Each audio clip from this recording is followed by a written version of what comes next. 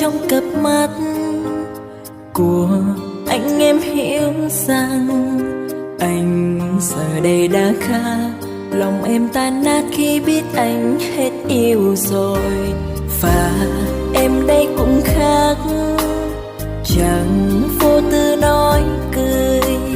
Em gần như đã mất dần bao cảm xúc khi bước qua cuộc tình này.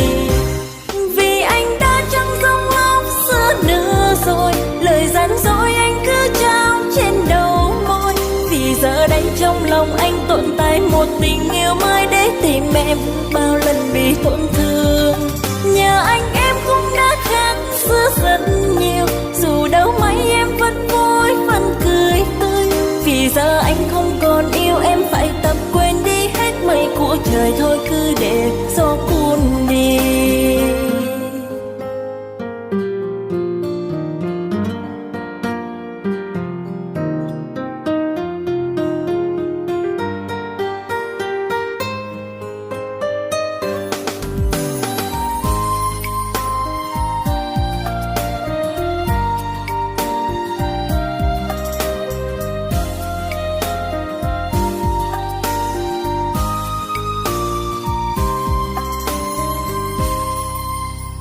Nhìn sâu trong cặp mắt của anh em hiểu rằng anh giờ đây đã khác.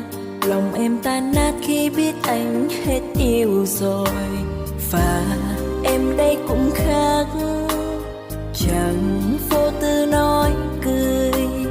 Em gần như đã mất dần bao cảm xúc khi bước qua cuộc tình này.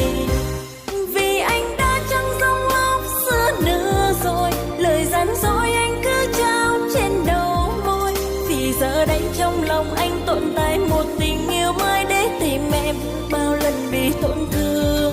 Nhờ anh em cũng đã khác xưa rất nhiều, dù đâu mấy em vẫn vui vẫn cười tươi. Vì giờ anh không còn yêu em, phải tập quên đi hết mây của trời thôi, cứ để gió cuốn đi.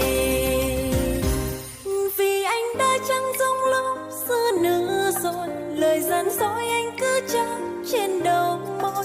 Vì giờ đây trong lòng anh tồn tại một tình yêu mới để tìm em, bao lần bị tổn thương.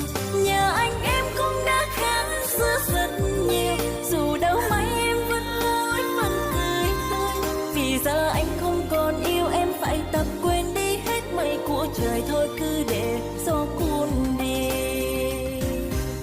Vì giờ anh không còn yêu em, phải tập quên đi hết mây của trời thôi, cứ để gió cuốn.